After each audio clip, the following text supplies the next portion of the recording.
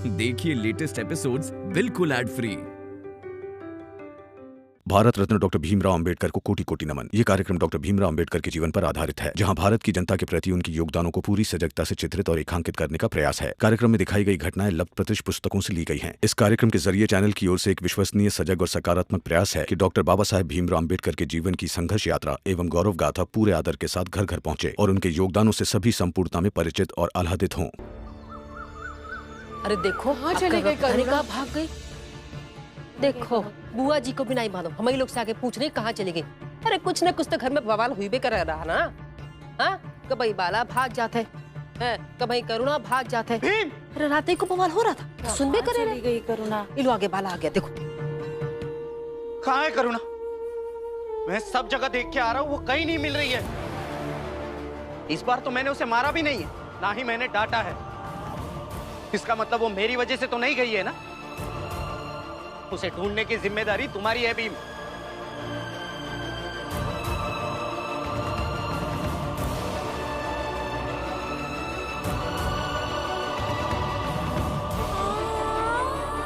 तुम्हारी राय मांगी किसी ने, जितना कह रहा हूं उतना ही करो, वरना कहीं खुद का दिमाग चलाने के चक्कर में अपने पति को भी ना खो दो। बड़ी क्रांतिकारी बन रही थी ना, घर चलो दिखाता हूं। चलो। नहीं, ना छोड़िए। तुमने अगर एक और बार मुझे चाय पीने को कहा ना, तो मैं यही सबके सामने तुम्हें थप्पड़ मार दूंगा। करो ऊर्जा केंद्रित और छुड़ा लो अपना हाथ मुझसे।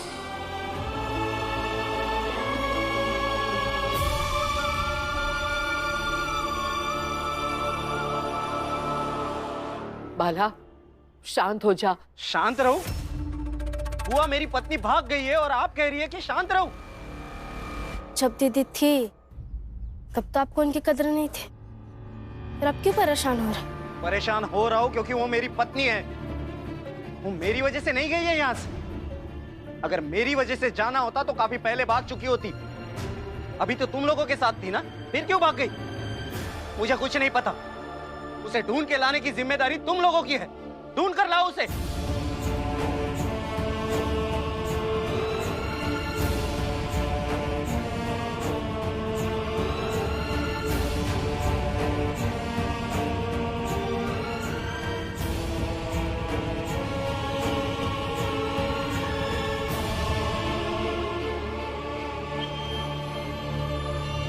ए रुक।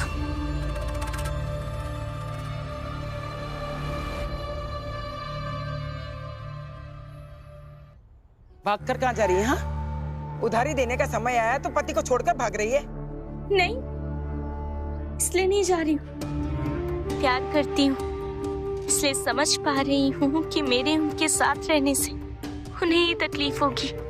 इतना प्यार करती है अपने पति से, थप्पड़ खाने के बाद भी दोनों के बारे में सोचती है तू। औरत हूँ, पति से प्रेम करना छोड़ कैसे सकती? पति चाहे जैसे भी हो, मारे पीटे चाहे जो भी करे, पर पत्नी कभी भी अपने पति के लिए जान दे सकती। मतलब बाला के लिए तू अपनी जान भी दे सकती है? हाँ, दे सकती हूँ। अच्छा, फिर तो चल। चल मेरे साथ। आप ये क्या कर रही हैं? तू चल मेरे साथ। आप ये क्या कर रही हैं? यहाँ पर खड़ी रहे, अभी आती हूँ मैं।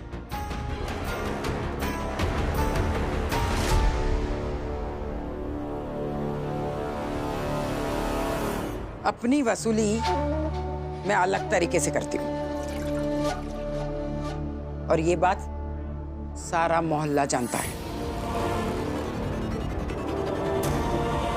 ये ले, जहर है इसमें। अगर पति के लिए जान भी दे सकती है तो उसकी उधारी माफ करवाने के लिए जहर भी पी सकती है। पी ले, मैं बाला की उधारी माफ कर दूंगी। सोच क्या रही है? थप्पड़ खाकर भी अपने पति से प्यार करती है ना, तो पी ले ये जहर। करुणा!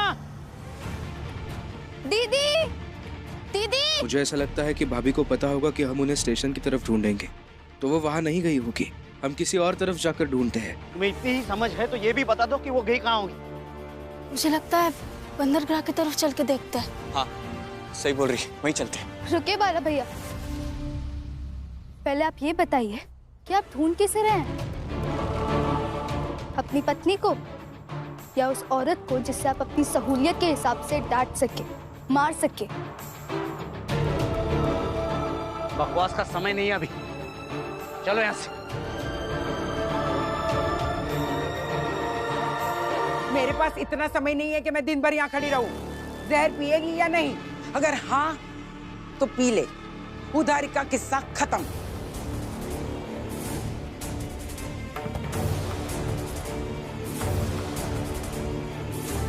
और अगर नहीं पिएगी ये जहर तो अभी के अभी मेरे आदमियों को भेजकर बाला को उठवा कर लाऊंगी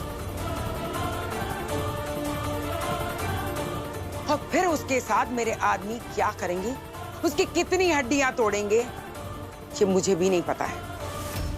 लो आ गया मैं, जो करना है कर लो मेरे साथ। पी ले, फिर मैं तेरे पति को छोड़ दूंगी।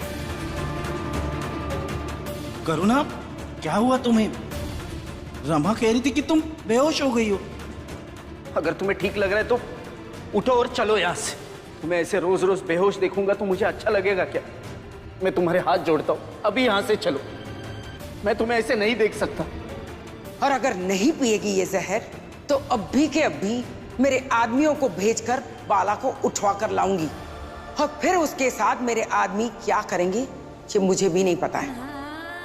अपने पति को बचाने के लिए मुझे ये जहर पीना ही पड़ेगा, यही एक पत्नी का धर्म है। करुणा नहीं। भाभी ये क्या कर रही हैं? जहर है उसमें।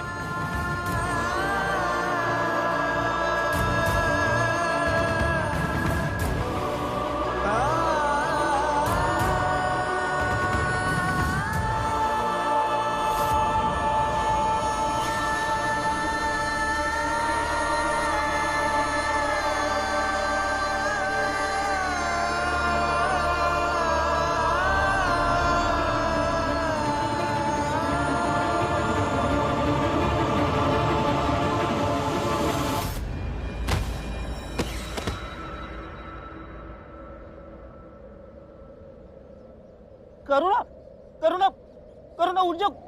करुणा क्या हुआ? करुणा, अगर इसे कुछ हुआ ना तो मैं आपको छोड़ूंगा नहीं। अरे जा जा जा, तुझे जो करना है वो कर ले। सुनिए, छोड़ूंगा नहीं मैं आपको, याद रखिएगा आप। बाला भैया, इतनी की सांसें नहीं चल रही है। क्या क्या?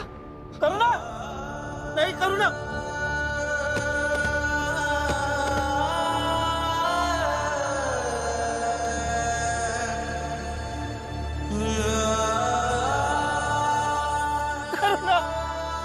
दीदी, करुणा उठ जाओ। करुणा उठ जाओ। करुणा ऐसे छोड़ के नहीं जा सकती मुझे। करुणा, करुणा उठ जाओ। करुणा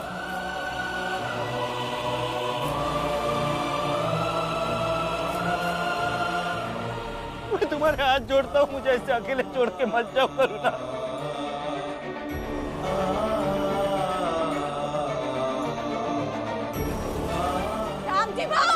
मीरा दीदी, फुलिया ताई, डलिया माँ जल्दी इधर आओ।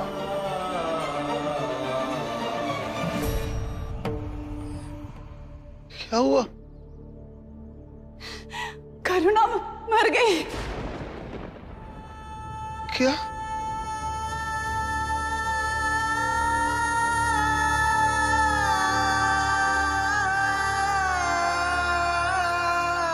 क्या बोल रही है तू?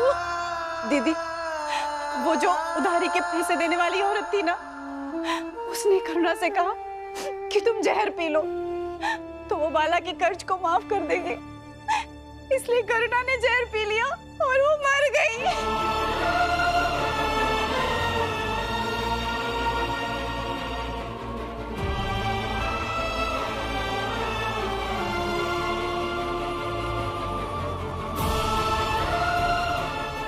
कहाँ है वो अभी? जो बंदरगाह वाला रास्ता है ना, वहीं पे। बाला ने मेरे बहू को मार डाला, आज उसका न्याय मैं करूंगा।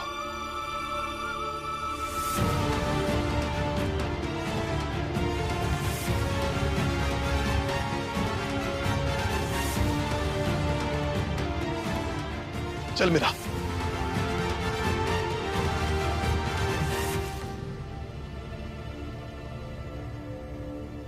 फुलिया चल, हम भी चलते हैं, जल्दी चल। हाँ डलिया माँ चलो। अरे कहाँ चलो, आदत हो गई है तुम लोगों को तमाशा देखने की। जो मर गई वो मेरी बहू थी, लेकिन मैं तो नहीं जा रही हूँ और तुम लोग निकल पड़े।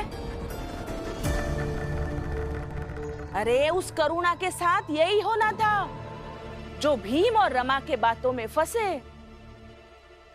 हो गए। और जब जीजाबाई नहीं जा रही है तो बाकियों की जाने की क्या जरूरत है? हाँ, जो होगा वो पता चल ही जाएगा ना। हाँ?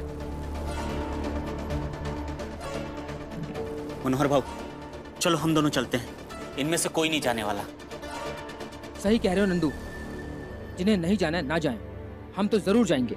चलो।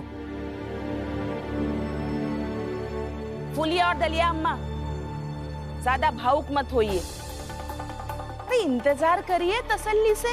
अरे वहां जाकर करुणा की लाश ही तो देखेंगे और वो लोग भी करुणा की लाश लेकर यही आएंगे, यही देख लेते हैं। करुणा, करुणा, तुम ऐसे मुझे छोड़ के नहीं जा सकती। करुणा उठ जाओ, करुणा उठ जाओ। मैं तुम्हारे हाथ जोड़ता हूँ, मुझे ऐसे अकेले छोड़ के मत जाओ। करुणा उठ जाओ, मैं अकेले नहीं जी सकता तुम्हारे बिना। करुणा मुझे छोड़कर मत जाओ। करुणा,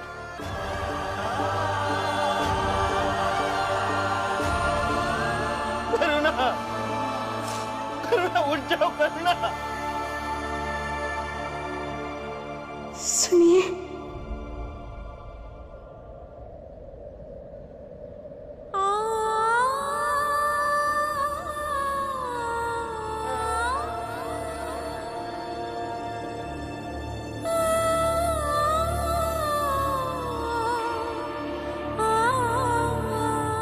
अब तो आपको मेरे बिना ही जीना होगा।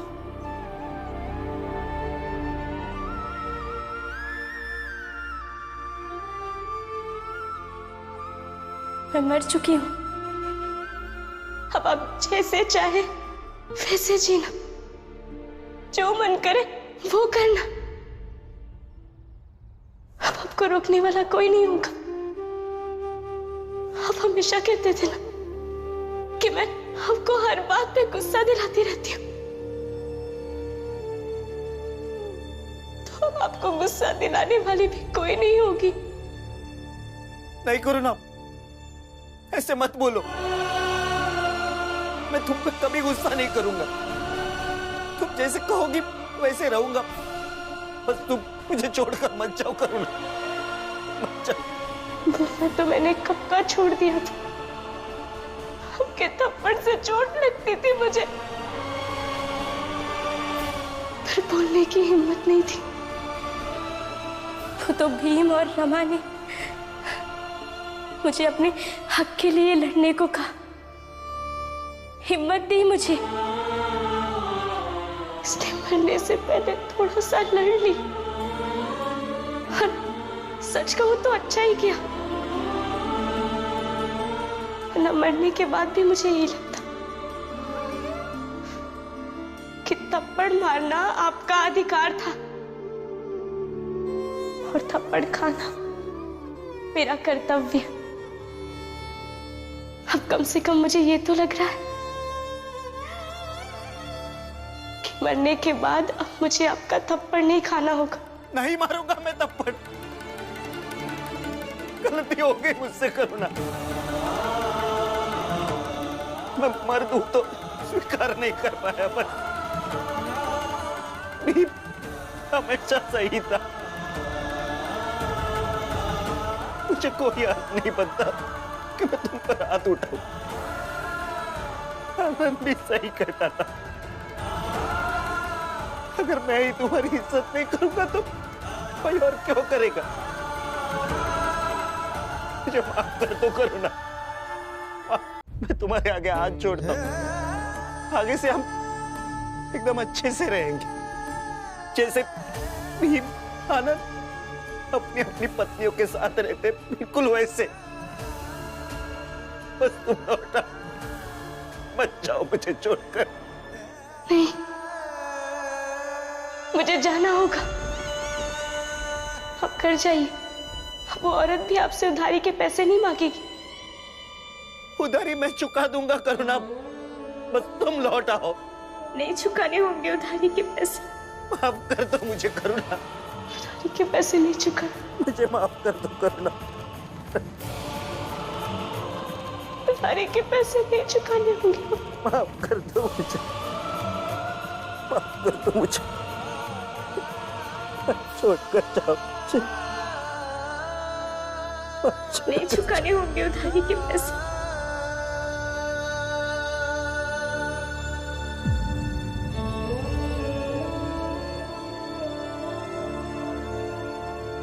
करुणा, करुणा तुम ठीक हो? करुणा ठीक है? भाभी आप ठीक है? भाभी करुणा ठीक है? भाभी करुणा उठ जाओ, करुणा, करुणा। नहीं चुकाने होंगे उधारी। आज मेरे हाथों से नहीं बचेगा। भैया इतना गुस्सा ठीक नहीं है। आज बाला ने अपनी सारी हदें पार कर दी, उसकी वजह से बहू की जान चली गई और तुम कह रहे हो कि ठीक नहीं है? भाभी करुणा। दीदी अब ठीक हो दीदी? हाँ ठीक हूँ मैं। भीम, इसे जल्दी से अस्पताल ले चलते। नहीं भैया, इसकी कोई जरूरत नहीं है। कैसी बात कर रहे हो भीम?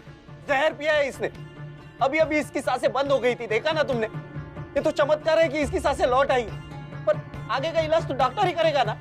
भैया दीदी ठीक है, इन्हें डॉक्टर की जरूरत नहीं है। रमा, ये क्या बोल रहे हो तुम? बाला भैया बिल्कुल ठीक बोल रहे हैं। हाँ, चलिए अस्पताल चलते हैं। चल। रुकिए, मैंने तो जहर पिया था, फिर मुझे कुछ हुआ क्यों नहीं? मैं बच कैसे गई? जहर था ही नहीं इसमें, सिर्फ नींद आने की दवाई मिलाई थी, जिसकी वजह से तुम कुछ समय के लिए गहरी नींद में सो गई थी।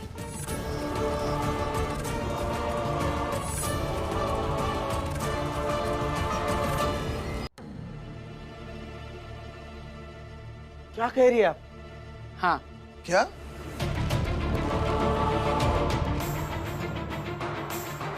बाबा,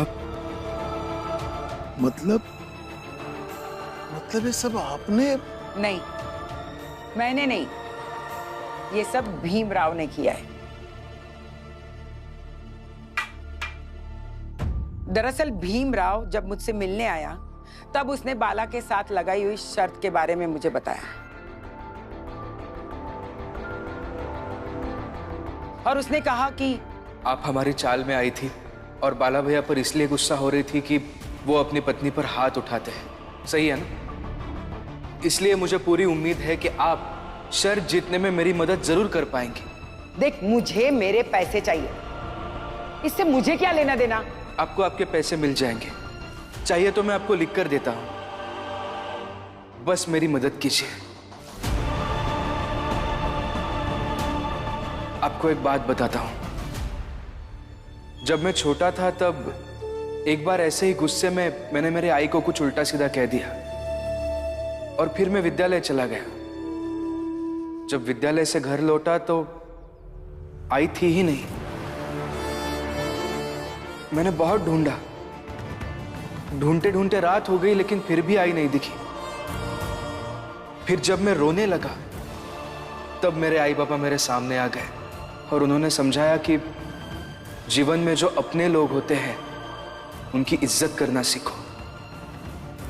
उसके बाद मैंने कभी मेरी आई से और मेरे बाबा से अमर्यादित व्यवहार नहीं किया। मुझे ऐसा लगता है कुछ इसी तरह से हमें बाला भैया को भी ये सब समझाने की जरूरत है, ताकि उन्हें उनकी गलतियों का एहसास हो। मैं समझ गई। अब सुन, क्या करना है हमको। भीम ने मना किया था, ये जहर वाली बात मैं किसी को ना कहूं, क्योंकि भीम बाला को दुखी नहीं देख सकता है। लेकिन मैंने ही जिद करके भीम को मनाया कि बस यही एक तरीका है, और तरीका काम कर गया।